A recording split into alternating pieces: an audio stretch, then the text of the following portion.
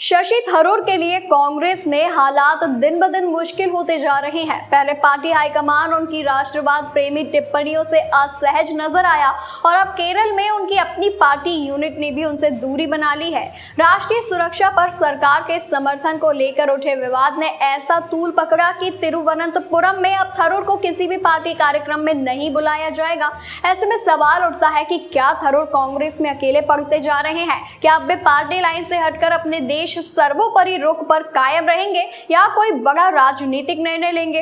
कांग्रेस और शशि थरूर के बीच बढ़ते मतभेदों के बीच वरिष्ठ कांग्रेस नेता के मुरलीधरन ने रविवार को बड़ा बयान देते हुए कहा कि जब तक थरूर राष्ट्रीय सुरक्षा के मुद्दे पर अपना रुख नहीं बदलते तब तक उन्हें तिरुवनंतपुरम में किसी भी पार्टी कार्यक्रम में आमंत्रित नहीं किया जाएगा। मुरलीधरन ने कहा कि थरूर जो कांग्रेस कार्य समिति के सदस्य भी हैं, अब हम में से एक नहीं माने जाते हैं। उन्होंने ये भी कहा कि थरूर के खिलाफ क्या कार्रवाई होनी चाहिए, इसका फैसला पार्टी का राष्ट्रीय नेतृत्व करेगा।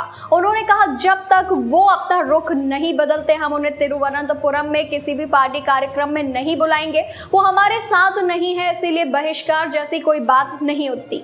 ये बयान तब आया है जब कांग्रेस और इंडिया गठबंधन के अन्य सदस्य आगामी मॉनसून सत्र में पहलगाम आतंकी हमले और ऑपरेशन सिंदूर की उपलब्धियों को लेकर मोदी सरकार को घेरने की तैयारी कर रहे हैं, जिसे वे राष्ट्रीय सुरक्षा में चूक बता रहे हैं।